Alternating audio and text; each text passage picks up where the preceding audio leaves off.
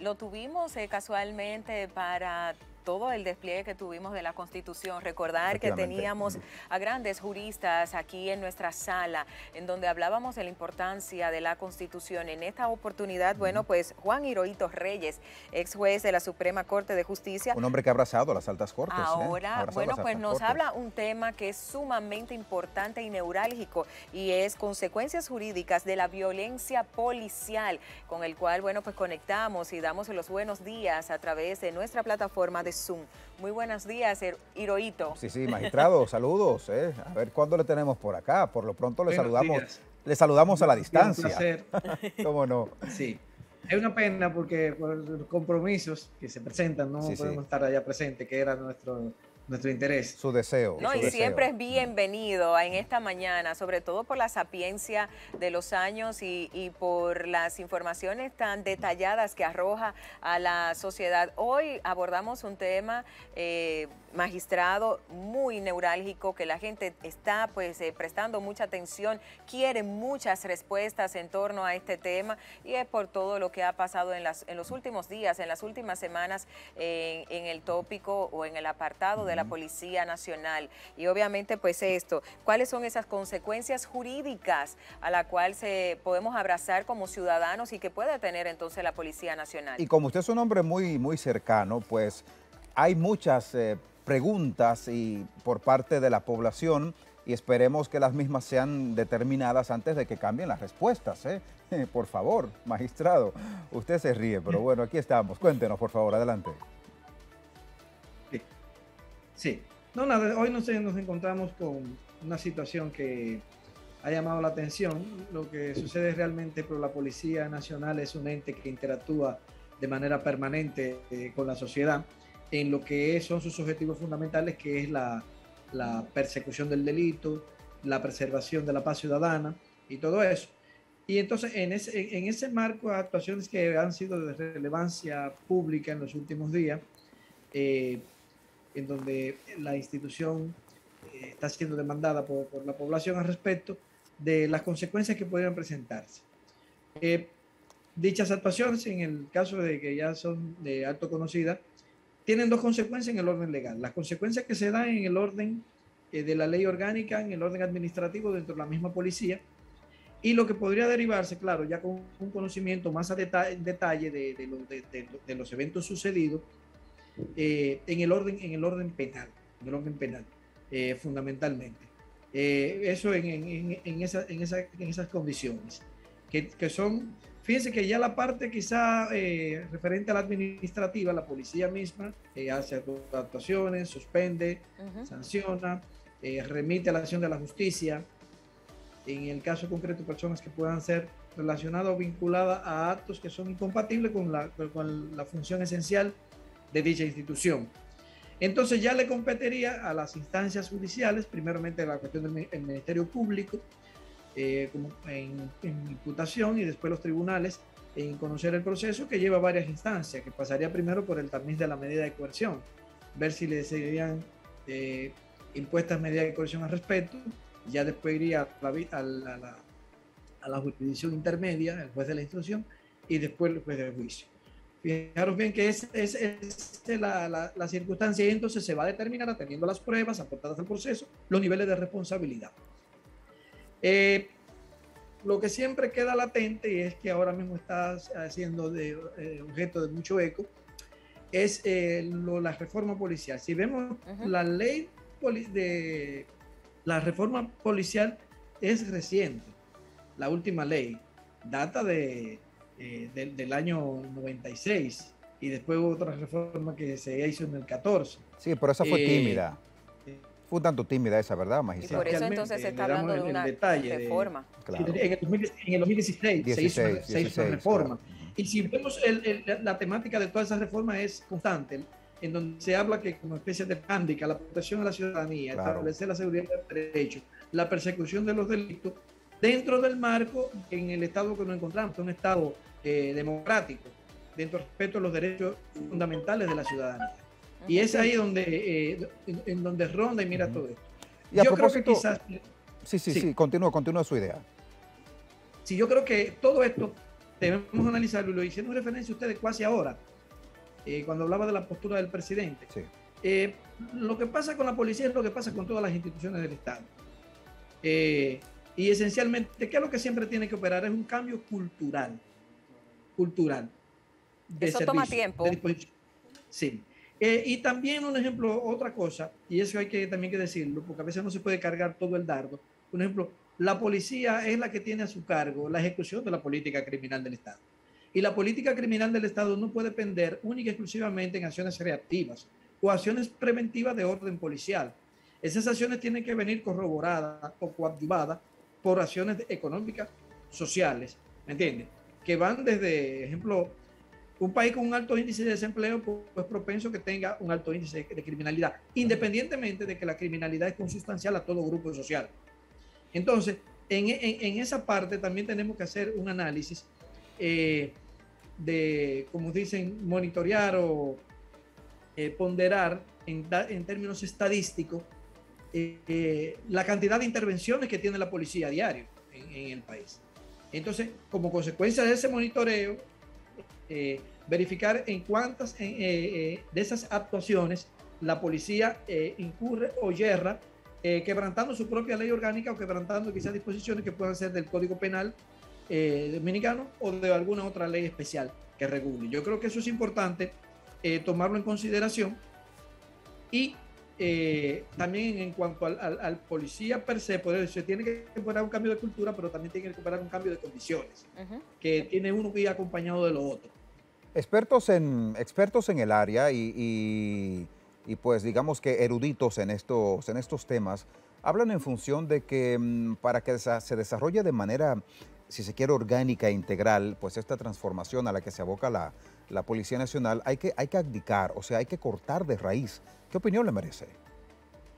Siempre ese ha sido el hándicap. Fíjense que aquí tuvimos quizá una buena experiencia con el caso de la policía de camino, cuando se convirtió en policía AME, que operó un cambio cultural. Claro, recuerdo muy bien eso, Sí, sí, sí. Y que fue muy visible el cambio. El cambio. Yo creo que en eso se tiene que trabajar, aunque, vuelvo y repito, sí, hay una particularidad. La policía, la policía de camino, como la llamaban antes, que es la policía que regula el transporte, pues está focalizada en un área más pequeña, que aunque puede ser convulsa y controversial, y fíjense que también genera mucha suspicacia, No, y que genera muchos conflictos, sí. Porque también no podemos obviar que también tenemos una ciudadanía que a veces no está sujeta a abdicarse. Fíjense que a veces quienes quebrantan las normas de tránsito son gente que están en condiciones de funcionarios públicos, que son los primeros que debieran de dar el ejemplo. Y no es que con esto yo estoy Qué triste. Pero que tiene que ser un equilibrio. Entonces, eso es lo primero. Pero lo que yo siempre creo es, fíjense, las instituciones no cambian si la mentalidad. Yo recuerdo, a mí me invitaron a un programa de esto de reforma policial dentro de la policía. Yo, si la mentalidad del que está ahí no está dispuesta a cambiar. Fíjense, todo el que está en una función pública tiene que tener una mentalidad de servicio, no una mentalidad de querer imponerse, de creerse jefe, ¿me entiendes? Y de maltrato, porque eso no es exclusivo de la policía. Lo que pasa es que en la policía habrá de notarse más por la misma función propia que tiene, que lidiando con la parte delictiva. Le voy a poner un ejemplo. Hace un tiempo, cuando yo estaba en la Suprema Corte de Justicia, se hace la percepción de la sociedad de las distintas instituciones que conforman la sociedad dominicana en su conjunto. Se decía que la que era mejor vista era la iglesia, pero evidentemente, fíjense, de la función de la iglesia, una función de orientación, una función de inculcación de los mejores valores que puede tener toda la humanidad, o educación, no es la función de la policía y de los entes que administran justicia. ¿Por qué? Porque la policía maneja con problemas convulsos, la justicia que maneja con la aplicación de la ley, y siempre hay muchísimas deficiencias en todo eso, aunque se tengan todos los instrumentos y condiciones, porque es más difícil darle a cada quien lo que le corresponda, ¿entiendes? Y a punto tal que hoy día se dice que los conflictos, más que administrarse justicia, lo que hace es que se redefinen. Entonces también eso, los roles son diferentes y las circunstancias son diferentes. Por ahí parte, ¿entiendes? Magistrado, yo conversaba con amigos en la cual pues obviamente este es un tema sumamente preocupante, si se quiere, a nivel nacional, Claro. lo que ha pasado, y decía que cómo protege la ley a los uniformados, y yo me pregunto qué tanto los protege, porque también el mismo tema del uniforme pues se le da cierta supremacía sobre un ciudadano común. ¿Esto es así? ¿La ley protege más? ¿O cómo es esta temática? ¿Tienen entonces que la policía hacer lo que hizo en este caso de que los aparta para que entonces puedan hacer un proceso legal? ¿Cómo es la temática? Porque la gente siente y percibe que los policías están protegidos. ¿Es así? ¿La ley los protege más a los uniformados, sí o no? Mire, lo que pasa es que la ley, en cuanto a lo que es la persecución per se, no establece distinciones. Distinción, exacto. Antes Está el axioma de que existe- la justicia Sí. y la ley deben ser aplicables Para a todos. todos, pero Sí. no es lo que se Sí. percibe. Claro, siempre ha estado eso. Mire, para que te pueda dar la experiencia del ancien regime, como dicen de antes. Antes la policía, porque la policía tiene un código orgánico, tiene tribunales policiales, que lo perdieron las Fuerzas Armadas. Pero yo recuerdo cuando yo prestaba servicio en la policía en los años 93, 94 como fiscal, cuando los policías incurrían en infracciones, lo que quería era que lo mandaran para la jurisdicción ordinaria, que no lo dejaran en la jurisdicción policial, porque la jurisdicción policial era muy dura, ¿entiendes? Y además los jueces estaban designados por la misma autoridad, y la autoridad siempre, en ese caso, cuando pasaba un hecho, lo que quería es preservar su imagen. Entonces, actualmente lo que hace es que lo envían a la justicia ordinaria. La policía ciertamente tiene un cuerpo de abogados, de asesores legales, que acompaña a estos agentes cuando son enviados a la acción de la justicia como tal. Allí cuando llegan, Amonte tiene que ver la cantidad de policías presos también para darse cuenta de que no ciertamente reciben un trato desigual. Ahora bien, en este caso en concreto tenemos que establecer lo que son las responsabilidades. Por ejemplo, estos casos son muy importantes, se han hecho una reflexión de que qué tipo de responsabilidad le recae a la policía. En el caso más concreto del joven David. Sí, sí. Que es lo más ahí sonoro, es lo más sonoro. Exactamente. Hay tantos otros Ahí casos. yo creo lo siguiente, siempre se debe revisar, por ejemplo, a veces el policía dice, el ciudadano se alteró, pero quizá hubo una actuación previa, una detención un tanto arbitraria que puede provocar a que el otro se incomodara, y entonces después eso generaría lo que a su vez cuando el ciudadano intenta agredir al policía, entonces pasa una desgracia. En este caso, es el asunto de que se es llevado a una cárcel, claro, los datos que yo manejo. Es llevado, colocado ahí, casi siempre desde la época que yo conozco la policía, determinados tipos de personas que eran detenidas no eran mezcladas con los presos comunes. Por ejemplo, una gente que iba por violación no la ponían con presos comunes, porque podía darse una situación de abuso. Quizás ahí también, usted sabe, depende que la policía no tiene la mayor cantidad de recursos ni la mayor cantidad de personal. Hay mucha fragilidad. Puede que en el momento en que esta persona estaba detenida no había personal suficiente para cuando se presentó la situación se pudiera dar una intervención completa. Pero claro, eso son cuestiones de responsabilidades de la propia policía que tiene que tomar en cuenta eso. Porque también déjeme decirle, ningún comandante ni ningún jefe va a querer que pase una situación de esa naturaleza, porque eso tiene unas consecuencias y daña una imagen. Y fíjense que la situación que hoy se encuentra, de cosas que pueden ser perfectamente prevenibles y salvables. Entonces también hay que establecer, porque a veces él dice, ¿qué hubo aquí? Si ese policía parte de la violación a la ley administrativa propiamente hablando, se puede derivar en tipos penales, como puede ser un 319, vamos a suponer que ese hecho ocurrió ahí, si hubo negligencia, ¿entiendes? Que evidentemente sí hubo una falta. Se hizo referencia a las omisiones, pero tenemos que tener claro lo siguiente.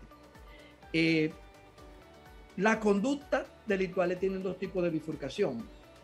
O son acciones o son omisiones. Las acciones se subdividen a su vez en acciones intencionales y en acciones culposas, que no son intencionales o involuntarias. Y las omisiones, a su vez, se subdividen en omisiones propias y omisiones impropias. ¿Qué pasa la diferencia entre la acción y la omisión? La acción es la conducta que quebranta un mandato de prohibición. ¿Entiendes? Un mandato de prohibición de la ley. Usted mata, te roba. La que a su vez puede ser culposa, porque puede ser que usted actúe por una falta, usted comete un homicidio involuntario, por un accidente, o usted actúe negligentemente y se pierda. En las omisiones, lo que hay es que la persona no hace lo que la ley manda. Entonces, la omisión propia está prevista en la ley, no hay problema, siempre la tenemos en la ley de tránsito, el que no auxilia a uno que ha investido. Pero la omisión impropia no la tenemos en la ley como tal. Esa omisión se puede aplicar como consecuencia de la implementación de la ley, del análisis del delito, pero eso aquí no está desarrollado. Aquí eso no se ha manejado. Aquí las omisiones, que a su vez se puede constituir en lo que le llaman la comisión por omisión, que es la omisión, es decir, la persona no hace lo que la ley manda y tiene en su caso en concreto quizás la posición de garante, que es lo que implica que su no actuación se va a ver reflejada en el resultado. Y en el caso de este joven David, ¿qué es lo que ha pasado?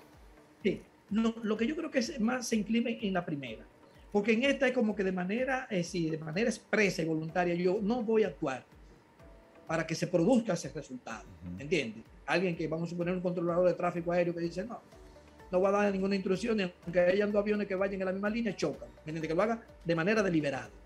Yo lo que pienso que en este caso es, lo que hubo es una imprudencia por negligencia. No se tomó porque si esos policías que estaban ahí no estaban en la intención de que eso desencadenara en lo que desencadenó. Si usted ve las actuaciones posteriores, no tienen ni explicación. No, claro que sí. Y si se ha seguido el desenlace de esta situación, sí, ¿no? Que uno puede estudiarlo de manera directa. Magistrado, lo cierto es que la familia pide justicia, la sociedad pide justicia ante este hecho. Y ya cuando se desencadena un hecho que se desborda, en donde tiene esta connotación tan importante, a priori, ¿qué usted cree que podría pasar en este caso? ¿Cómo va a desencadenar? Sobre todo partiendo de esa visión que se tiene de que la gente hoy día se impone y la voz del pueblo, pues, tiene ciertamente mucho peso. Es muy valiosa. Voz de Dios, claro, vox populi, vox dei. Claro, mire, es esencial, déjeme decirle, usted sabe que uno de los controles que tiene el derecho penal informal es la prensa. Sin dudas. Ahora uno tiene que añadirle las redes sociales, ¿entiende? Y evidentemente que eso habrá de pesar en lo que será el curso que habrá de seguir el proceso, que evidentemente amerita una respuesta, porque eso no, fíjense que la justicia tiene dos dimensiones. La dimensión social generalizante, en donde cuando pasa un hecho la sociedad se siente conmocionada, y también la dimensión particular entre los que están involucrados de manera directa en el hecho, que siempre va a meritar una respuesta. Y eso, y cuando los grupos sociales se hacen insensibles a eso, entonces que después de generarnos en situaciones penosas, como decía Bertolt Brecht, hoy vienen por los comunistas, como yo no era comunista, no me interesó, aunque Bertolt Brecht sí era comunista. Hoy vienen por los judíos, que yo no era judío, no me interesó. Hoy vienen por mí, pues entonces a nadie quizá le vaya a interesar. Entonces yo creo que siempre la prensa es fundamental en esa creación de conciencia, en esa participación directa de la ciudadanía, en ese empoderamiento que es fundamental. Es decir, los derechos no se dan, los derechos se arrebatan, y de hace un tiempo pues aquí hemos venido progresando en eso. Lo que yo creo que siempre tiene que tratarse es que a las cosas, al César lo que es de César, a Dios lo que es de Dios, ver las cosas en la dimensión que hay que verlo, y evidentemente de que esto, fíjense que la prensa aquí, en el mismo Código Procesal Penal permite la participación de la prensa en el proceso, porque vuelvo y les repito, dentro de lo que se denomina la política criminal del Estado está sujeta a 4 renglones. El primer renglón es la persona que delinque, el segundo es la víctima, el tercero son propiamente, o de la criminología, escúcheme, de la criminología, la persona que delinque, la víctima, los medios de control y la política criminal del Estado. Entonces, dentro de los medios de control, la prensa juega ese rol fundamental. Fijaros bien, yo siempre digo lo siguiente, que cuando se hizo una película de Beirut, se hablaba de las hazañas de los peloteros y de la grandeza del juego, pero esa grandeza del juego le vino porque habían otros que los relataban y los contaban, e hicieron de los peloteros íconos y referentes, ¿me entiendes? Y sobre todo mitos. Y eso es importante porque esa reconstrucción es la que te permite que una sociedad ventile todas sus problemáticas, claro, y también le encuentre la solución. No, definitivamente que, bueno, aquí sin quererlo, pues usted nos ha dado unas cátedras educativas de lo más interesante, ¿eh? Ya me decían algunos amigos que han pasado por sus manos en los planteles, en el que siempre esas paráfrasis es importante hacerle mención. Así que enhorabuena, nos alegra muchísimo que haya estado con nosotros. Sus declaraciones siempre son importantes y más en el marco de este tema que está muy en boga y que está en el sentir de la población. Y que quieren respuesta, quieren responsables, claro, y la verdad pues es el clamor. A esto aunado no solamente el caso de David de los Santos, sino también todo lo que ha pasado en Ocoa, sí, en Santiago, que obviamente que ha aunado, sí, y ha sido pues son los más sonoros el gran condimento para que la sociedad pues hoy esté pues clamando justicia. Gracias, magistrado, muchas gracias. Enhorabuena. Muchísimas gracias por estar con nosotros. Tiene que volver, tiene que volver por aquí. Reyes. Para la próxima vez estar presente. Si Dios quiere. Muchísimas gracias. Gracias. Abogado penalista y ex juez de la Suprema Corte de Justicia, el amigo Juan Hirohito Reyes. Enhorabuena y que tenga un feliz resto del día.